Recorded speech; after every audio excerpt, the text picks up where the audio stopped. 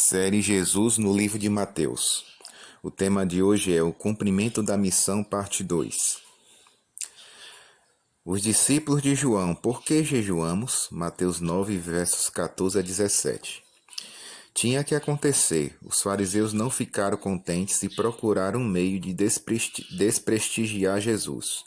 Com seus discípulos não conseguiram. Procuraram então os discípulos de João Batista. João estava no cárcere. Eles estavam muito tristes, solitários e bastante desanimados. As circunstâncias para eles não poderiam ser piores. Era assim que se sentiam. Então os fariseus os visitaram com uma atitude muito amigável. Quando a sensação de fracasso toma o controle da vida, qualquer manifestação de simpatia é bem-vinda. E eles, apesar de saberem que os fariseus tinham rejeitado a pregação de João, os ouviram e até aceitaram os seus argumentos. Como não levá-los em conta, se na realidade parecia que Jesus agia em contradição com a reconhecida austeridade do Batista? Assistia à festa de publicanos e pecadores, não fazia nenhum esforço para libertar João Batista do cárcere. Sequer jejuava como eles. Vieram depois os discípulos de João e lhe perguntaram: por que jejuamos nós e os fariseus muitas vezes e teus discípulos não jejuam? Mateus 9, verso 14. Não se animaram a perguntar: por que você não jejua? Não queriam parecer agressivos, preferiram tratar o assunto indiretamente. Seus discípulos não o fazem, disseram eles.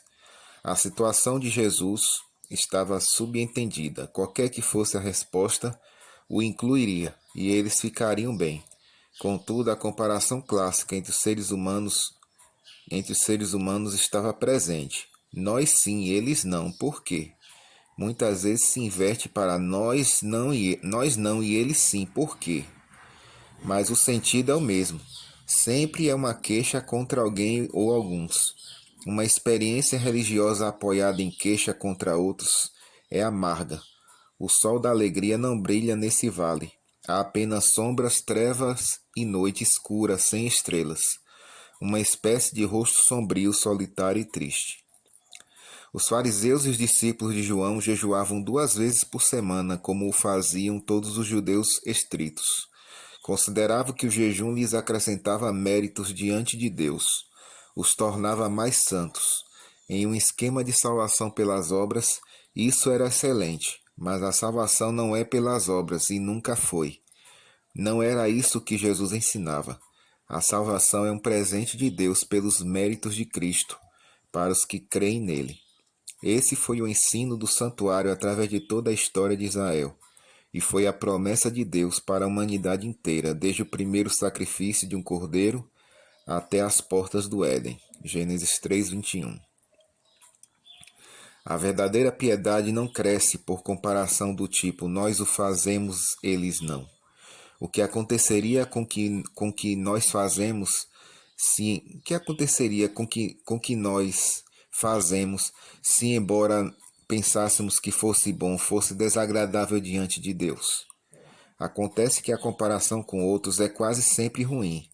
Por isso, a comparação que fazemos, reservando a vantagem para nós, é mais uma expressão de nosso próprio egoísmo do que uma descrição do mal que, segundo a nossa insinuação, existe na outra pessoa. A verdadeira piedade cresce através de íntimo contato com Cristo, intimidade com Deus.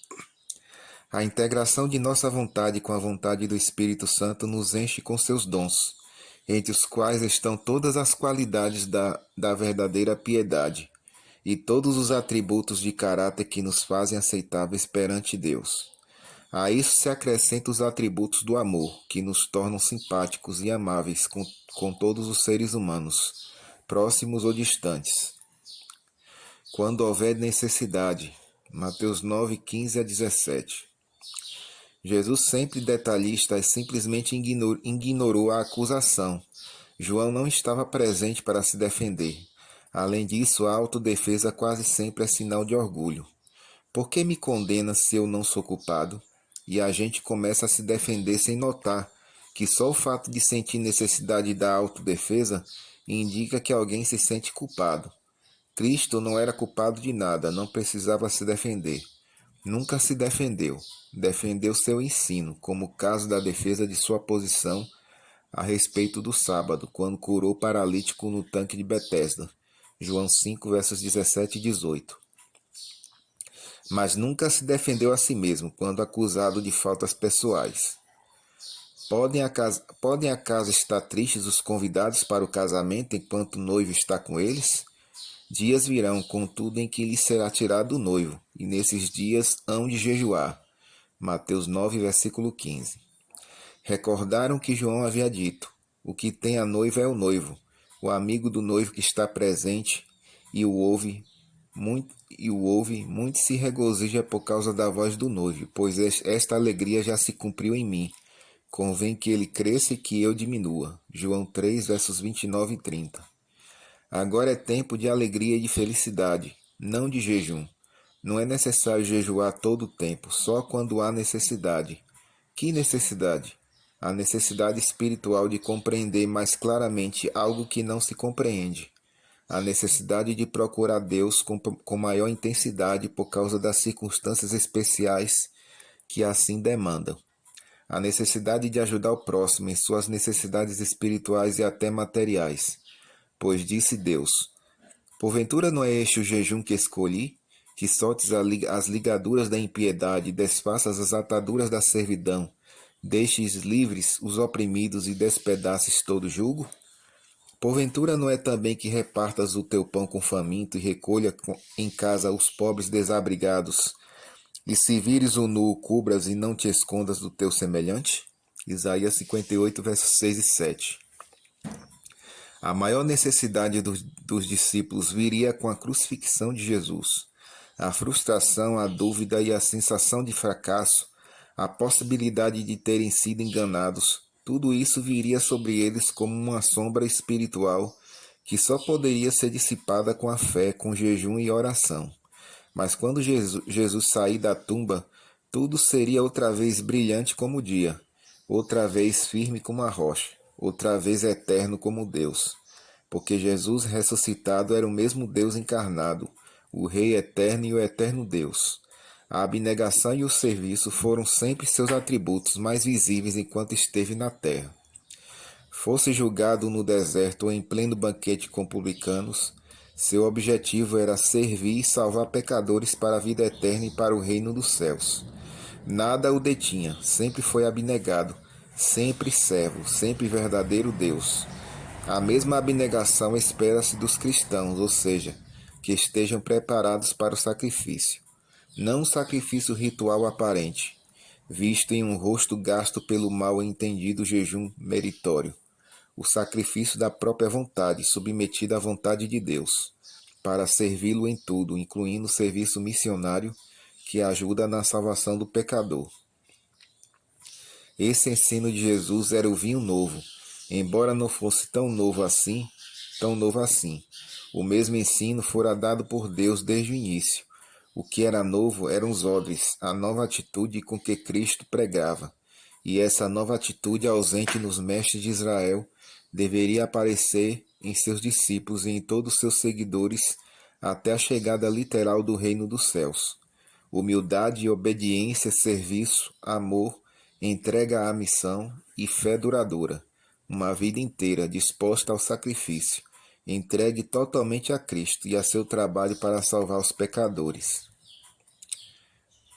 A realidade que a fé vê. Mateus 9, de 18 a 26. A fé tem uma forma de ver as coisas, semelhante à maneira como Deus as vê. Enxerga como são e como poderiam chegar a ser. A pessoa que não crê só as vê como são. Uma pessoa doente é só isto, um doente. Uma pessoa morta é só um morto. Mas a fé vê um milagre na tragédia e na morte vê a ressurreição. Jairo vê a ressurreição. Jairo, um dignitário príncipe da sinagoga, foi a Jesus quando ele ainda estava na casa de Mateus. Tinham pedido urgente. Ao encontrá-lo com muita angústia, se jogou a seus pés, dizendo: minha filha faleceu agora mesmo, mas vem, impõe a mão sobre ela e ela viverá. Mateus 9, verso 18. Jesus imediatamente o seguiu. Os discípulos foram com ele e a multidão os acompanhou, todos com extrema expectativa. Não foram à casa de um homem comum, nem à casa de um inimigo centurião romano, nem à casa de um publicano traidor e desprezado. Foram à casa de um nobre israelita. Jairo era rabino. Como? Acaso atenderá também o pedido de um líder religioso de Israel? Sim, sem dúvida. Para Jesus não havia diferença. Além disso, os rabinos podiam ser seus inimigos, mas ele não era inimigo de nenhum. E esse rabino era um crente. Se o crente era do povo, do exército ou da aristocracia, não importava, era crente. A fé encontrava sempre uma porta aberta no coração de Jesus. Além disso, Jairo tinha uma fé tão grande que na morte de sua filha via a ressurreição. E em Jesus, desprezado por seus colegas, via o poder para ressuscitá-la. Essa é a nossa segunda parte da nossa reflexão. Tenham todos um dia na presença de Deus.